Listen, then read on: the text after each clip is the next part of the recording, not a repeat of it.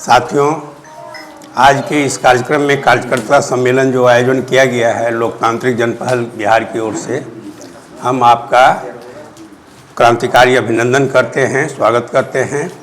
और कार्यक्रम निर्धारित समय से थोड़ा विलम्ब हुआ है और हम उसको खेद व्यक्त करते हुए कार्यक्रम को आगे बढ़ाने के लिए हम शुरुआत करते हैं। और सबसे पहले हम मंच पर आमंत्रित करते हैं अपने बीच से प्रदीप प्रियदर्शी जी हैं, वो मंच पर आ जाए। और उसके बाद हैं कंचन जी, कंचन बाला जी, तो वो आ जाए मंच पर। उसके बाद हैं प्रकाश लुइस जी, डॉक्टर प्रकाश लुइस जी, वो भी मंच पर आ जाए। कारू जी, कारू जी हमारे बीच हैं, गया से हैं, कारू जी मंच पे आ जाएं। कारू जी, अच्छा ठीक। और समीम जी हैं, समीम जी भी मंच पे आ जाएं। और हम अभी कार्यक्रम की शुरुआत करते हुए लोकतांत्रिक जनपहल के कन्वीनर सत्यनारायण मदन जी से आग्रह करेंगे कि वो लोकतांत्रिक जनपहल के जो परिप्रेक्ष्य है, जो उद्देश्य रहा है, जो पिछले साथी से जो हम लोग काम कर रहे हैं डेमोक्रेटिक मूवमेंट को लेकर के तमाम इशू को, तो उस पर वो थोड़ा प्रकाश डालेंगे। सत्यनारायण मदन जी। मंच पर बैठे सभी सहकर्मी साथीगण, मित्रों, आप सब लोगों के हाथ में एक पेपर मिला होगा कि ये जो सम्मेलन है, जो विधानसभा में हस्तक्षेप करना है, उसके पीछे वैचारिक दृष्टि क्या है हमारी, उसके पीछे एक दृष्टिकोण है। हमारा काम केवल चुनाव में हस्तक्षेप करना नहीं है, बल्कि समाज के बुनियादी परिवर्तन की लड़ाई में हम तमाम लोग लगातार संघर्ष करते रहे हैं, ये बताने की ज़रूरत नहीं है। तो ये जो चुनाव में हस्तक्षेप है, ये भी उसी दृष्टि से हम लोग करते हैं। क्यों? तो एक संक्षेप में, चूँकि हमको माने किसी स्वास्थ्य कारणों से बहुत ज़्यादा बोलने की स्थिति में नहीं है, इसलिए हम लिख कर करके ही देना पसंद किए। एक तो कि आज का ये जो प्रोग्राम है, ये कोई वैचारिक बहस का प्रोग्राम नहीं है, बल्कि ठोस रणनीति हम लोग इस विधानसभा चुनाव में कैसे बना सकें, ये इसी पर चर्चा है। तो जाहिर है साथी जिस क्षेत्र से आए हैं वो अपने विधानसभा क्षेत्र की संक्षिप्त में अपनी स्थितियों की चर्चा करेंगे कि इंडिया गठबंधन को विजयी बनाने के दृष्टि से वहाँ क्या करना है, हम लोगों को रणनीति के स्तर पर ठोस रूप में क्या करना है, इसी पर बात होगी। तो थोड़े संक्षिप्त में अपने विधानसभा क्षेत्र के चुनौतियों के बारे में और आसपास जहां आप जिस विधानसभा क्षेत्र में आप कुछ कारगर भूमिका ले सकते हैं, उनकी चर्चा कीजिए। और कारगर रूप से वहां हम लोग क्या कर सकते हैं, क्या वहां कैसे हम लोग काम करें कि हम जो है अपने जीत को सुनिश्चित कर सकते हैं। ये काम हम क्यों कर रहे हैं, वो पेपर में एक पेपर है जो आपके बीच गया है, बहुत संक्षेप में बोलें कि हम लोग ये मानते हैं कि भाई 3 कारण से चुनाव में हस्तक्षेप कर रहे हैं हम लोग। पेपर आपके पास एक ये है कि राज्य की भूमिका के बारे में बहुत संक्षेप में बात है कि अगर हम समाज में बदलाव चाहते हैं तो राज्य की जनशक्ति की तो प्रमुख भूमिका है, लेकिन राज्य शक्ति को नकारा नहीं जा सकता है। इसलिए राज्य शक्ति में किस तरह के लोग सरकार में जाएं, ये हमारे लिए एक चिंता और वैचारिक समझ की जरूरत है। तो एक पक्ष ये है। दूसरा है लोकतंत्र का, जिसमें चुनाव एक अनिवार्य प्रक्रिया है और चुनाव में हस्तक्षेप हम इसलिए करते हैं कि डेमोक्रेसी जो है वो निरंतर मजबूत कैसे हो, क्योंकि चुनाव एक वक्त होता है जिसमें डेमोक्रेसी के बारे में लोग ज़्यादा सजग ढंग से सोचते समझते हैं, आम दिनों के मुताबिक पॉपुलर सेंस में। तो वो एक रोल है। और तीसरा जो मौजूदा स्थिति है, मौजूदा स्थिति में 2014 के बाद हमारा पूरा पॉलिटिकल हिस्ट्री एक टर्निंग पॉइंट पर आ गया, जहां से हम जो हमारे आज़ादी के आंदोलन में जो भी आदर्श तय किए गए थे, या जो भी हम जो प्रगतिशील ढंग से समाज बदलने वाले लोग जो सामाजिक न्याय, धर्मनिरपेक्षता, समता, इन सब चीज़ों की जो बात करते हैं, डेमोक्रेसी की, तो 2014 के बाद से हमारे देश की राजनीति एक दूसरे धारा में चली गई है, जो एक खतरनाक धारा है, और जिसको हम बहुत संक्षेप में कहते हैं कि एक सांप्रदायिक फांसीवादी शक्तियों का आज बोलबाला है। पूरे देश की राजनीति पर उसका वर्चस्व है। तो ये जो वर्चस्व पूरे देश की राजनीति पर है, ये हर चीज के लिए खतरनाक है। तो वो हमने लास्ट में कहा है कि भाई ये जो वर्चस्व है, मोनोपोली है एक पार्टी का पूरे देश की राजनीति पर, ये डेमोक्रेसी के लिए भी खतरा है और तमाम हमारे संविधान और सारे मूल्यों के लिए खतरा है। तो एक ऐसी स्थिति में, और ये केवल आज खतरा जो है, केवल ऐसा नहीं कि विपक्षी दलों के पीछे तो ईडी और ये सब लगा रहे हैं, आपको अखबार में मिल जाता है, देश भर में सैकड़ों एक्टिविस्ट जेल में पड़े हुए हैं, और जिन किसी को अर्बन नक्सल के नाम पर, किसी को दूसरे नाम पर। आप देख रहे हैं कि अभी हाल में करण थापर और सिद्धार्थ वरदराजन जैसे अंतर्राष्ट्रीय ख्याति प्राप्त जर्नलिस्ट, उन पर देशद्रोह का मुकदमा है। तो ऐसा नहीं है कि केवल दलों वालों पर अटैक है, सबसे ज्यादा अटैक उन लोगों पर होगा जो एक्टिविस्ट जमात है, जो सिविल सोसाइटी के लोग हैं। बिहार में अभी चुनाव होने वाला है, तो ये हमला हम पर है, इसलिए चुनाव में हस्तक्षेप करना चाहते हैं, जिस तरह के खतरे हैं। तो संक्षेप में ये बात है, और आपके पास एक नोटशीट है जिसको आप सब लोग जानते हैं, समझते हैं। तो एक मोटा मोटी एक पृष्ठभूमि है जिस पर हम लोगों को बात करनी है, और यहाँ बात हम पूरे बिहार में 8 पॉलिटिकल जोन है, शाहाबाद, मगध, पूर्वांचल जिसमें भागलपुर मुंगेर का इलाका आता है, सीमांचल जिसमें कटिहार, पूर्णिया, किशनगंज, अररिया आता है, कोसी का क्षेत्र जिसमें सुपौल, मधेपुरा, सहरसा आता है, मिथिलांचल का क्षेत्र जिसमें दरभंगा, मधुबनी, सीतामढ़ी, थोड़ा समस्तीपुर का इलाका आता है, तिरहुत का इलाका है, चंपारण, पश्चिम चंपारण, मुजफ्फरपुर, थोड़ा वैशाली। तो इस तरह के जो या ओल्ड सारण डिस्ट्रिक्ट है, वो भी एक पॉलिटिकल क्षेत्र है। तो 8 पॉलिटिकल क्षेत्र है बिहार में, पॉलिटिकल जोन है, जिसको ध्यान में रख करके हर जोन की चर्चा होगी। हर जोन में जो साथी हैं वो अपने जोन के बारे में, अपने क्षेत्र के बारे में बहुत संक्षेप में करेंगे चर्चा, और क्या कार्य योजना, क्या रणनीति उनके मन में है, क्या कार्यक्रम हो सकता है, इस पर हम लोग बात करेंगे। इन्हीं शब्दों के साथ आप सब लोगों को धन्यवाद। अब कार्यक्रम की शुरुआत आगे अशोक जी करेंगे।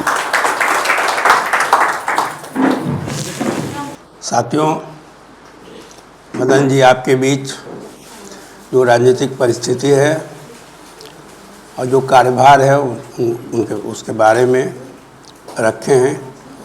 हम थोड़ा लोकतांत्रिक जन पहल का जो गठन का संदर्भ है, जो उद्देश्य रहा है, जो हम लोग कर रहे हैं, उसको थोड़ा हम संक्षिप्त में रख देना चाहते हैं, और ऐसे भी इसकी प्रति आपको हम सभी साथियों को उपलब्ध करा दिए हैं, हम उसको पढ़ देना चाहते हैं। लोकतांत्रिक जन पहल के गठन का संदर्भ। लोकतांत्रिक जन पहल लोकतंत्र, धर्मनिरपेक्षता, समता और सामाजिक न्याय के मूल्यों पर आधारित समाज में बुनियादी परिवर्तन के लिए प्रतिबद्ध एक व्यापक राजनीतिक मंच है। यह एक खुला मंच है जिसमें सभी प्रगतिशील वैचारिक धारा के लोगों का समावेश है। इस मंच में कोई भी व्यक्ति, समूह और संगठन अपनी स्वतंत्र पहचान को कायम रखते हुए शामिल हो सकते हैं। इसका उद्देश्य समाज में प्रगतिशील सामाजिक परिवर्तन को गति देने के लिए व्यापक लोकतांत्रिक हस्तक्षेप को संगठित करना है। एक तरफ सभी प्रगतिशील और क्रांतिकारी शक्तियां विभिन्न ऐतिहासिक कारणों से कमजोर हुई हैं, तो दूसरी तरफ राज्य की दमनकारी शक्ति में भयंकर इजाफा हुआ है। कॉरपोरेट पूंजी और टेक्नोलॉजी ने राज्य में ऑथोरिटेरियन चरित्र को और अधिक मजबूत किया है।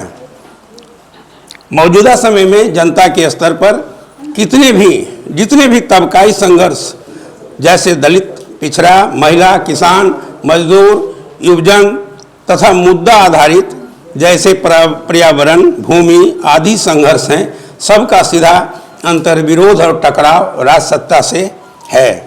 तबकाई और मुद्दा आधारित संघर्षों की महत्वपूर्ण भूमिका के बावजूद सत्ता की दमन शक्ति से टकराने की उनकी ताकत बहुत सीमित है। इस परिस्थिति में हमारी समझ है कि व्यापक लोकतांत्रिक जन आंदोलन को गोलबंद करना हमारा दायित्व है, जिसमें न केवल आंदोलनकारी समूह बल्कि उसके पक्ष में खड़े सभी प्रगतिशील शक्तियों को एकजुट किया जाए और लगातार जन हस्तक्षेप के प्रयास किए जाएं। मौजूदा परिस्थिति में व्यापक जन आंदोलन ही राज सत्ता पर कारगर दबाव पैदा कर सकता है, इसके दमनकारी शक्तियों का मुकाबला कर सकता है। आज एक ऐसे नेतृत्वकारी समूह की जरूरत है जो व्यवहारिक वैचारिक तौर पर उदार, लचीला और समावेशी हो। तो ये पूरा एक कंटेंट हमारे संगठन का जो उद्देश्य रहा है हम उसको आपके बीच रखे हैं। इसी उद्देश्य के तहत हम आज काम कर रहे हैं अपने राज्य में, बिहार में, और मजबूती से लोकतंत्र संविधान को लेकर के हस्तक्षेप करते रहे हैं समय समय पर। और आज आप लोग और हम लोग सब एक जगह इकट्ठे इस हॉल में हैं कि मौजूदा जो अभी वर्तमान जो चुनाव है बिहार का, उसमें हमारा क्या हस्तक्षेप होगा, कैसे हम उस चुनाव को में मजबूती के साथ अपने संविधान के लिए, लोकतंत्र के लिए और लोगों के अधिकार की रक्षा के लिए कैसे आगे बढ़ेंगे, कैसे गोलबंद करेंगे, और इस चुनौती को कबूल करते हुए व्यापक पैमाने पर लोगों को इकट्ठा करके और अपनी जीत का, अपने विचारों की जीत का, जो भी हमारे लोग हमारे विचारों से मतलब सहमति है, जो हम दिल के लिए हम लोग काम करते हैं, अगर कहा जाए तो हम लोग इस मामले में साफ साफ हैं कि बिहार में मौजूदा जो दल है वह महागठबंधन है और हम समझते हैं उसके दिशा में हम लोग काम करते हैं। काम करना चाहिए और ये काम उनके लिए नहीं बल्कि लोकतंत्र की रक्षा मेरे खुद के अधिकार से जुड़ा हुआ है। इसलिए इस बिंदु पर आगे बात करते हुए हम कार्यक्रम को आगे बढ़ाते हैं और हम चाहेंगे कि जोनवार चर्चा हो।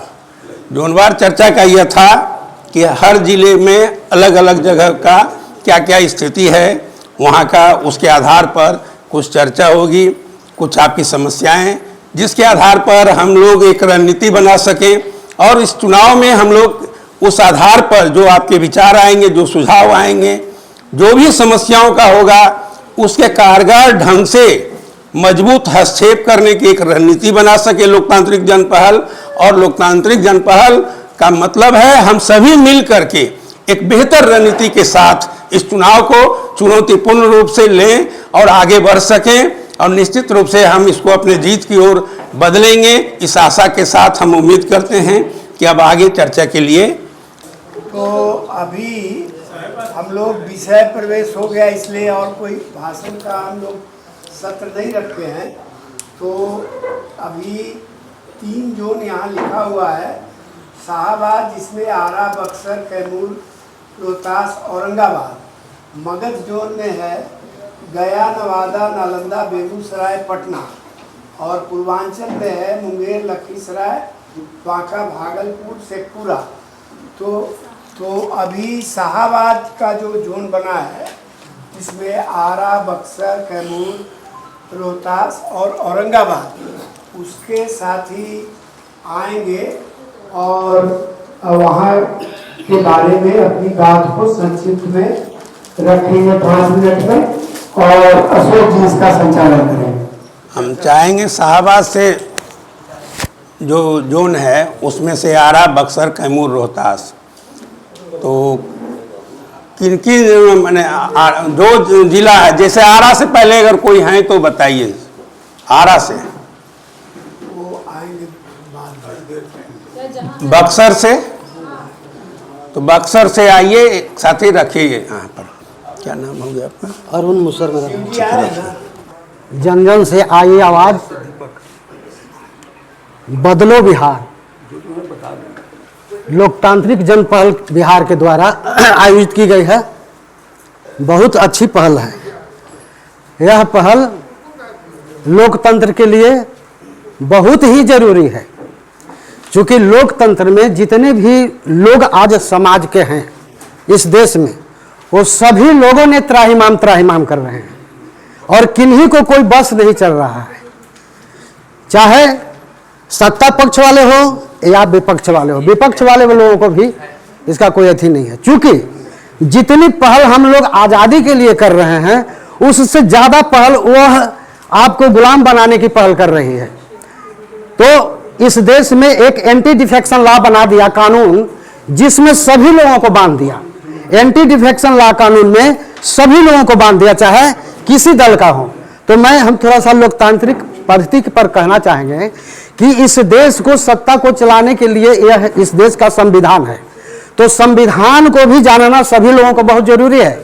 अगर संविधान जान जाएंगे तो हमारे पास नेता क्या कर रहे हैं उनकी चित्र समझ में आ जाएगा। तो बहुत कुछ नहीं अगर पढ़ते हैं, चूंकि संविधान तो बहुत है, मोटा है, उसमें 395 आर्टिकल है, 25 गो भाग है, 12 गो अनुसूची है, तो ये सब पढ़ना कठिन है। लेकिन उसकी एक प्रियम्बुल है जो उसका सार है, संविधान का सार है। इसको सभी लोगों का जानना जरूरी है। उसमें क्या है? उसमें लिखा है कि हम भारत के लोग भारत को एक संपूर्ण प्रभुत्व संपन्न, समाजवादी, पंथ निरपेक्ष, लोकतंत्रात्मक गणराज्य बनाने के लिए तथा उसके समस्त नागरिकों को सामाजिक, आर्थिक, राजनीतिक, विचार, अभिव्यक्ति, विश्वास, धर्म और उपासना की स्वतंत्रता, प्रतिष्ठा, अवसर की समता, व्यक्ति की गरिमा, राष्ट्र की एकता और अखंडता सुनिश्चित करने वाली बंधुता को बढ़ाने के लिए आज इस सभा में दृढ़ संकल्प होकर मैं इस संविधान को अंगीकृत, अधिनियमित और आत्मर्पित करता हूं। इतनी बात संविधान में लिखा हुआ है जो देखने से साफ नजर आता है कि इस देश में क्या करना चाहिए। हम कह रहे हैं कि जब यह आवाज क्यों आ रही है, इसलिए कि हमारे इस देश के सत्ता चलाने वाले लोगों को नियत ठीक नहीं है। जब नियत ठीक नहीं रहेगा तो नीति ठीक नहीं बनेगी, और नीति ठीक नहीं बनेगी तो नियम भी ठीक नहीं बनेगा। तो सत्ता चलाने के लिए पारदर्शिता, नियत होना चाहिए और पारदर्शी नियम होना चाहिए और पारदर्शी नीति होना चाहिए, जो आज अभावग्रस्त है, नहीं हो रहा है। तो मैं चाहता हूं इस पहल के माध्यम से कि यह बहुत बड़ी आप लोगों ने पहल किए हैं, यह बहुत ही शानदार और जानदार है। इसको आगे बढ़ाने की जरूरत है ताकि हम लोग ये जो सामंती ताकत जो आज उभर रहे हैं, आज कॉर्पोरेट घराने का जो प्रोटेस्ट किया जा रहा है, इसका कम से कम बल रुक जाए, इसका शक्ति कम से कम हो, तब जाकर के देश की जन जैसे तभी देश को जन को कल्याण हो सकता है। अन्यथा वो इतनी गतिशील से वह बांधना चाह रहा है कि हर स्तर किसी नहीं छोड़ रहा है, कार्यपालिका, विधायिका, न्यायपालिका के सभी जगह। तो हम यह चाहते हैं कि इस पर पहल हो। मैं ज़्यादा इसमें भाषण नहीं देना चाहूँगा, इसलिए कि इसकी ज़रूरत बहुत ज़रूरी है और यह पहल बिहार के सभी कोना में होना चाहिए ताकि उसकी ताकत को कमज़ोर किया जा सकता है और सत्ता से हटाया जा सकता है। जय हिंद, जय भारत।